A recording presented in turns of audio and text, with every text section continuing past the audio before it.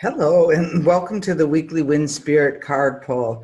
Each week, I pull a wind from the wind sack, because wind was carried in sacks and it kept in caves, from the book Winds of Spirit, which, by the way, is a Nautilus Gold winner in religion, spirituality, and other traditions. Just heard this week, and it's really exciting. And what's even more aligned to this is that I pulled Amaunet, the Egyptian wind of obscurity today, which talks about the hidden forces that are at play. And in my small brain, the brain that shows up as the businesswoman, I want to know I want to see the direct result of everything that I do.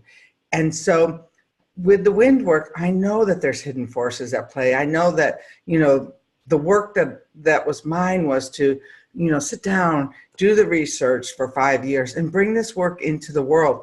But that where it would go and how it would be brought out and from the cave would be spirit's play. And, as humans, we always want to get into that. So this wind today is very interesting. I very rarely pull it out of the sack. And she is the Egyptian wind of obscurity.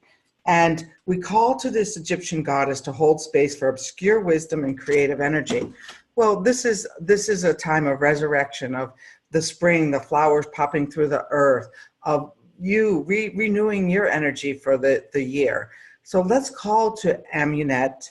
And let me just tell you, the obscured meanings arrive upon the words and breath of the dawn wind. In the old kingdom, the word priest meant he who carries the papyrus roll. Here's the papyrus roll of the winds. And there were magical powers in the divine words.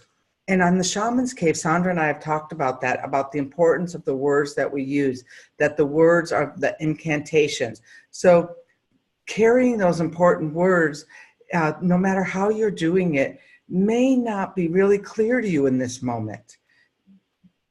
Soldier on, as a boss once said, soldier on, because we don't know where we step today, the impact that it will leave in 25 years. For example, I was out taking a wind walk last night, and I realized that there was a shaman in Peru who talked about this Apu, this La Rana mountain or hill, so they called it, a small mountain, and was someplace that I was anchored to in Peru.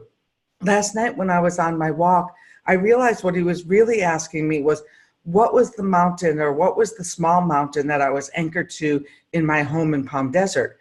And I realized as I was taking this walk that there's a mountain, the valley is surrounded by mountains, but there's a particular mountain that has been within my sight line for the last 20 years.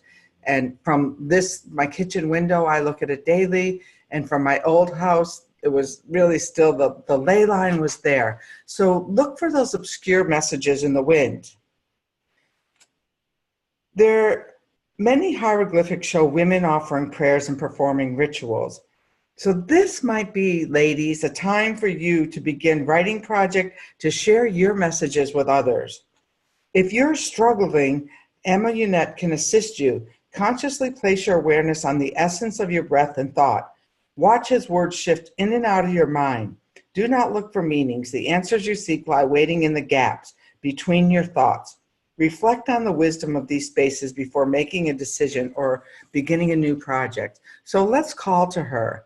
And she is actually one of the very first winds that I called to when one of my clients said, hey, let's start calling upon these wind energies.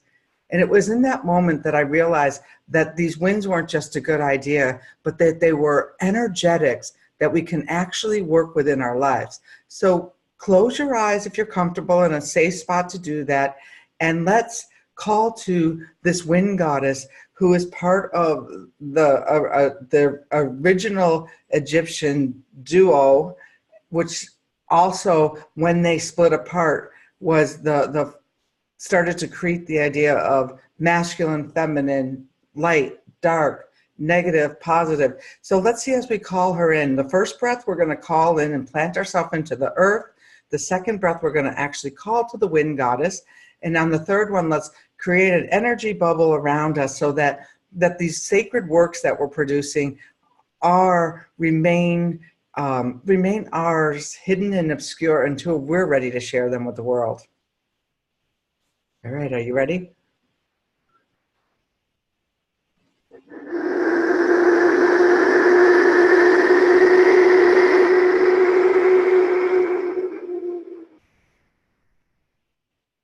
As I connect, I see myself anchored to that mountain, that little hill that's behind me. That's called Eisenhower.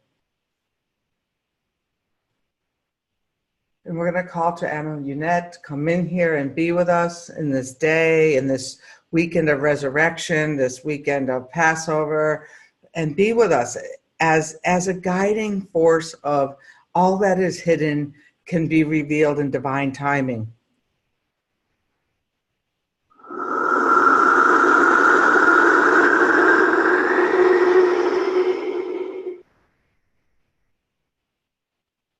And on our third wind breath, then we're going to create an energy popo, an energy bubble around our sacred works, our sacred practices.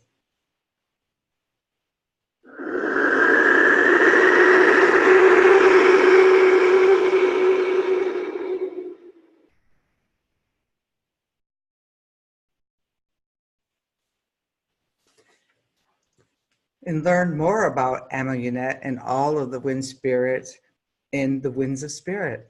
And I'm Renee, the practical shaman. And until next week, may you bask in the glory of the hidden forces that are at play in your life.